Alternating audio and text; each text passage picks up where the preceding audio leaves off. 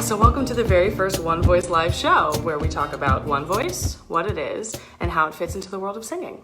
Today we're starting a new series called Changing Our Vocal Perspective, and that's where we're going to explore how One Voice is changing what it is we think we know to be true about singing. I'm your host, Alex Zeto, and soon here I'm going to be joined by One Voice creator Michael Maresca.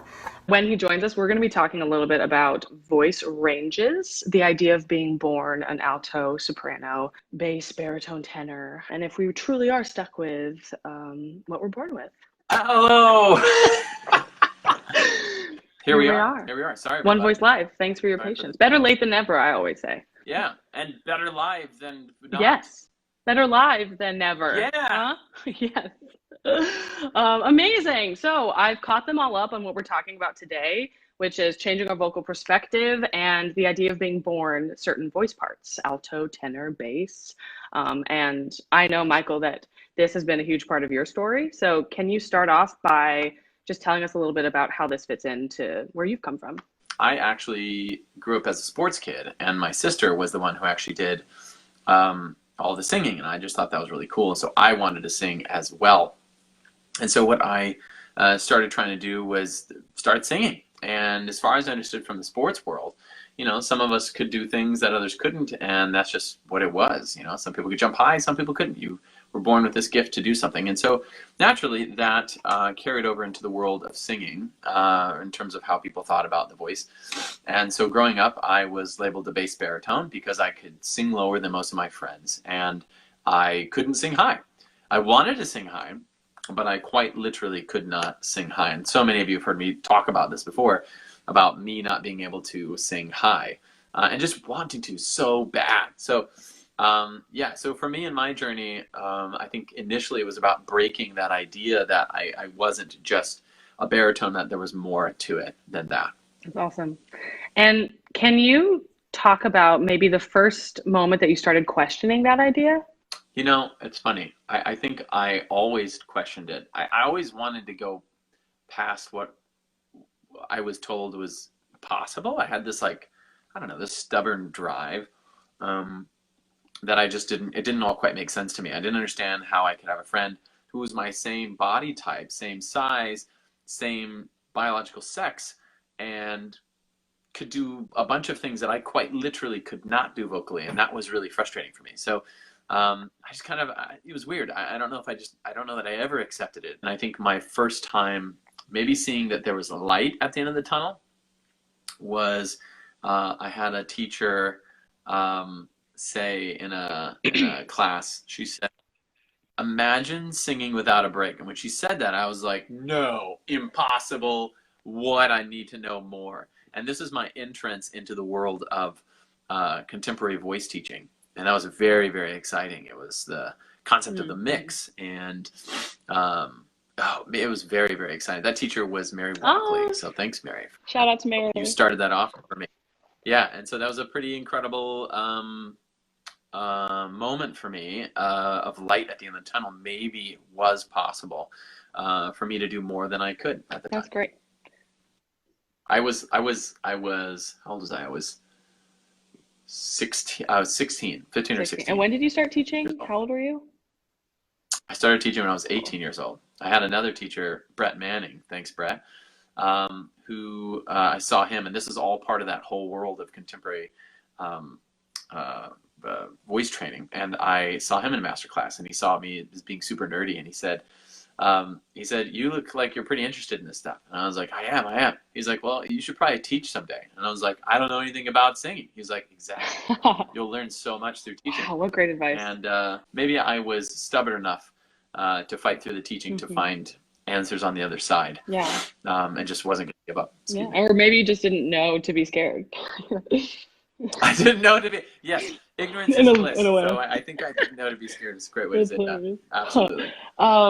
What did you tell, this is just totally out of curiosity, what did you tell your students who would say, "Oh, I've been told I'm an alto," before One Voice, before coordinations theory, all of that? If they were like, what would you tell them? I would have people, I mean, all the time, who wanted to belt, who couldn't belt. And I wanted to teach them how to belt, but I quite literally couldn't do it. I couldn't do it myself, but I believe that they could. And so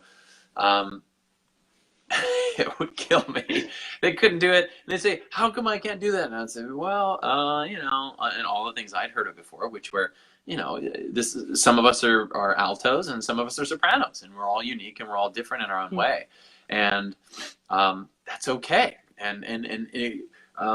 I talked to them about, what's it called? Accepting the uniqueness of each of us. And, now I hear that, and it's such a cop-out to me now, in terms of the world of singing, based on what we've discovered now. It's incredible. And so that's what I would say. I'd say, we're all unique. Or, maybe you haven't matured yet. Females physically mature by the time they're 25, roughly, and males by the time they're 30. So maybe you just haven't physically matured. But then that also didn't make sense in my mind. I literally, as I was saying, I was like, "Rah," because there was a female who had just left my room who could do it already, and they were the same age. Yeah. So odd that someone could physically mature like 15 years before someone else could, or 10 years before someone else could. That seems a little unlikely. But so you're just basically reframing limitations. You're like, be grateful for your lack of range. How beautiful it is that you can't do what you want to do. It's amazing. I never thought of that way, and it's just incredible. That's so cool. Reframing and telling you how great it is, how limited you are. And I think what was frustrating is that I think why people still drive it, and I think why I drove so hard at this, was because I just, somewhere inside of me, the things that people were telling me, and I know they weren't doing it out of ill will. All my teachers, they were telling me to try and help me get past, what I was dealing with, and have a healthy experience with my voice, which I did and I didn't have, and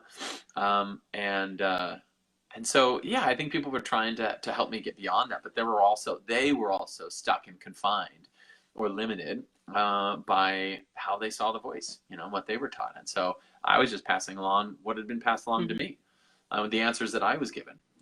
So first glimpses into you being Michael and discovering, oh, maybe I can sing something more. Can you talk about that moment or experience? Yeah. I think for the one voicers out there, you'll understand a little bit more of what I'm saying in terms of weights and coordinations and things like that. For those of you who don't, just listen in for the ride here for a minute. I think initially I'd gotten lucky once or twice growing up. I had gotten to a moment where I could kind of hold somewhat of a weight in middle, but then I lost it. It was very interesting. I had it for like a show, and then I lost it and couldn't replicate it, which is super frustrating. And then I thought, maybe I just got lucky, or I couldn't push my voice anymore or something. And then after that, it was just like a super frustrating battle. And I think it wasn't until, I remember being on tour, and I was in a rehearsal room in Ottawa, Canada, in a theater underground, and I was playing this thing, and I literally just started trying to yell. I was so angry. That I couldn't do what I wanted to with my voice. I was probably 20, around 20 or 21 at the time, probably 20. I was so angry and so frustrated, and I just started trying to yell, but I couldn't yell, and that was awesome because I just literally didn't have the range. So it was like, there's no like, like I couldn't do that. It was more like, You couldn't even have like the emotional release that you needed. That's so good. Oh my gosh, it would crack. So I'd be like, and it was just like so unrewarding of a yell. You think of those people you see them on movies, and they're like, they're ripping their shirts out. I could rip my shirt open, but I couldn't give you the yell. So it'd be like, so bad. Oh my gosh. So I was just, it's so funny now to think about it, but I was so angry because I'd put so much energy and effort into, I'd committed to following these trails of ideas, that initial one that I got when I was back 15, 16, I'd followed that as deeply as I could. I had read anatomy books, which is super boring for anyone who's not super nerdy about it. And I had done everything I could to understand it, and I was still stuck. And meanwhile, I was still teaching workshops about it, while I was on the road. And like, I don't know, it was very, very frustrating. And I think when I sort of got a glimpse of it was when I Man, yeah, it was interesting. So I could sing some high notes. I couldn't really transition from chest and middle coordination. Um, and at the time, what I was looking for, what was called the mix, that's what I was looking for. That's what I was trying to achieve or find. And I never seemed to have I never found it really. And I spent a lot of money trying to find it, but I couldn't really find it. It was very interesting. And what ended up happening is I would fail. I would kind of crack, and then what would happen is I would go up into the top of middle coordination for you one voices. I would go to top of middle coordination, and I could increase my weight just a little bit to more of a mid weight. And then I would come back down, move into light weight, and crack back down to chest coordination. Or as in heavy weight. For those of you who don't know what I'm talking about, I would crack, and then suddenly my voice would get a little stronger up top, and then I would crack again, and I would be weak again, and it was really frustrating. And so I just kind of felt like a fraud for a long time. And I think it wasn't until I was probably around 26, 27 that I started really gripping on to these ideas. Like I actually started to see real progress. And this was at the same time that I started to, that I noticed the first pattern, the thing I did the whole TED Talk about that. And that pattern of recognizing the coordinations was unbelievable, because suddenly it was so clear to me what I needed to do. And it's like putting on a different pair of glasses. You know, I was just talking to a client today about it, where you put on, you know, you can see the world as you see it now, but what if you could put on the lenses that gave you X-ray vision? What other things could you see? It's unbelievable. Now I can see through walls. I had no idea that was in a wall, right? I didn't know people had all those bones, you know? Like it's such a cool way to look at things. And there's so many things that we don't see because of the glasses we wear now. If we could switch those, well, now we can see a whole different way maybe the world might work. So that was maybe my first time, was back when I was 20, somewhere between 25 and 27, I'll say. But around 26. That's like when I met you. That's crazy. I know. No, literally. Yeah, that's like that year. Crazy. What advice would you give someone now, pre or post, One Voice, and all the information you have now, who's saying, I'm a bass, or I'm a baritone, I'm a alto? Yeah, I would tell them to go to a One Voice masterclass. I would tell them to start watching One Voice live, because they need their minds to be open. They need to recognize that it is possible, and they're not stuck. Now, look, the reality is that there's potential for everyone. Vocally, as long as you have the actual mechanics, as long as you actually have that, as long as you have that physically, then you absolutely can do it. It's up to you whether or not you want to put in the work. You want to sing high? Great, you can totally do that. You just have to get on the journey and start moving towards it. I wanted to do it so bad, and what's awesome now is it's unbelievable, truly. I see people who are like, I want to bell high, I want to do, and it's unbelievable now. Looking at it, you know what I'm talking about. Like, you see them in a master class, or you see them in a private setting, and they say, I want to do this, and you already see the issue. Like, in just a second, you're like, okay, yeah, you just need to build your weights. It's so clear, you know. And I think now, I would say, build your education in One Voice. Start seeing it, because it will give you a different pair of glasses. And you need that different pair of glasses in order to be able to see what's possible for your voice. If you can't see what's possible, then you have nothing to work towards. And so it's kind of like having a flag out in the distance. As soon as you know it's possible, well, now you can start working towards it. But if you don't know it's possible, then there's nowhere to go. There's no focus, right? So you just kind of aimlessly wander. Or you simply accept what is. And I will say that accepting what is so much easier, truly. If you're not up for the work, and you're not interested in doing that kind of work, then don't. Just accept what is and say, this is where I am and this is what I have. But please, for those of you out here who might be naysayers, please don't shut down other people while they're trying to do something that we or you might think is impossible. We have clients and people that we work with all the time who come from impossible worlds, and suddenly we put a new pair of glasses on for them, and they suddenly realize and recognize that it is possible, which is a really interesting thing, I might add, because the concept of possibility, as many of you know, I forget the name of this, there's an actual term for this, but it becomes overwhelming. So suddenly now they have all the possibility and they're overwhelmed by, oh my gosh, they're so excited that, well, I can do this, but I can do this. That means I can do anything. Oh my gosh, how much work is that going to take? Can I put that work in? And so, you know, it's a funny thing. I think for most performing artists, I think the hard work is easy. Mm-hmm. You know, it's not the hard work. It's understanding or giving yourself direction. That's hard to find. That's yeah, I found that, and I bring that up all the time when teaching in master classes. They're like, "Oh my gosh, I can do anything." I'm like, "You can, but it's a matter of where are you going to start?" Because you can't do everything immediately. Yeah. So you have this idea where it's like, "Oh, I can sing anything I want," and yeah, you can, but you have to start somewhere. I'm going to end on this idea and this thought. I had a student a few lessons ago, and as I was talking about the coordinations theory, so she raised her hand. She said, "So you're saying alto, tenor, bass, these are eliminated. Like these don't exist. These don't exist. Don't have to exist." And I was like, "No, they don't."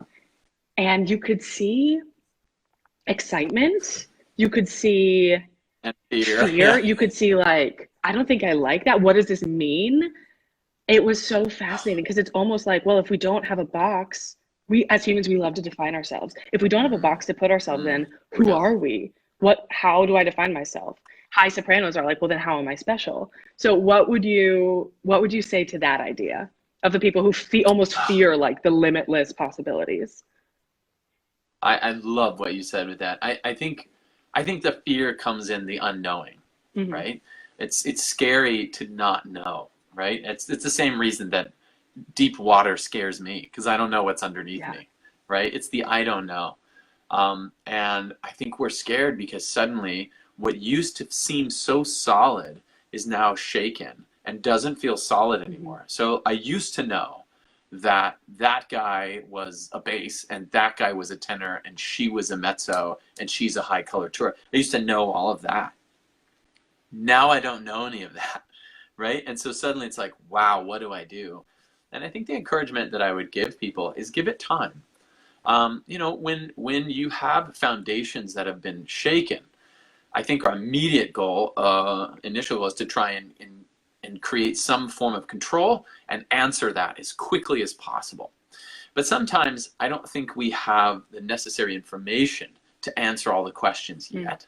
And so we have to give ourselves time and be patient with starting to learn new information and starting to put on the lenses. Because if you've ever worn glasses, for those of you out there wearing glasses, the first time you put on a pair of glasses, your brain is kind of like, whoa, this is weird, because your eyes are used to looking up outside without glasses. They're used to seeing the world without glasses, and suddenly put glasses on and it changes your orientation with things, how close they are to you, the clarity, what you did or didn't see before.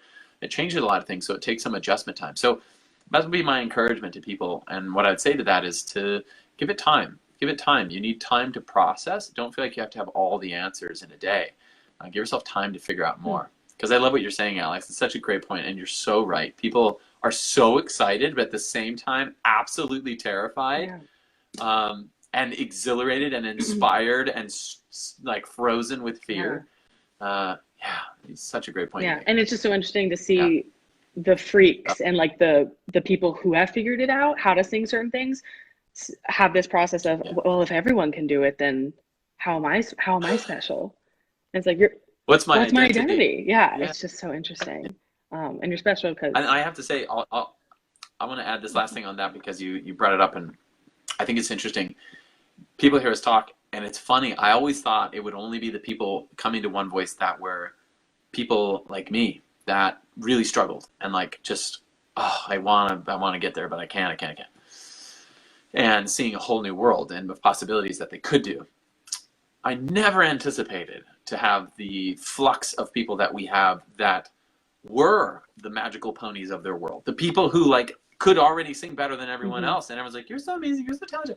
And that those people were people that flocked to One Voice because for the first time, instead of just being a pony in the sky, they would recognize what they were doing, how they were doing it. Because a lot of these people just want to help other people because, of course, a ton of people come to them for help. How do you do that? Can I do that? Oh, well, think of a horn coming out of your skull. And, they don't know. They're trying to do something. But now they have practical terms for describing what they do, what they experience, and then how to share that with the world. Yeah. And it's pretty cool to watch that moment occur. But in the same moment, then it is, well, if I share this with you, am I special anymore? Am I? Yeah, a lot of questions to be out there, which is really cool. That's so great. Changing perspective. Changing vocal perspective, part 1. You guys, thank you so much for watching. Please submit questions to www.questions.singonevoice.com. We're going to start answering those in our future episodes. This will be edited and posted and uploaded to YouTube, and we'll share that on our story on Instagram to make sure that message gets out. And join us for more One Voice Live. Same time, same place. Maybe not. Question mark. We'll see. Technology. We're going to try same time. We're going to try same time, same place on Instagram. Michael, thank you so much. This was so fun. All right. Thank you, guys. Thanks. Goodbye.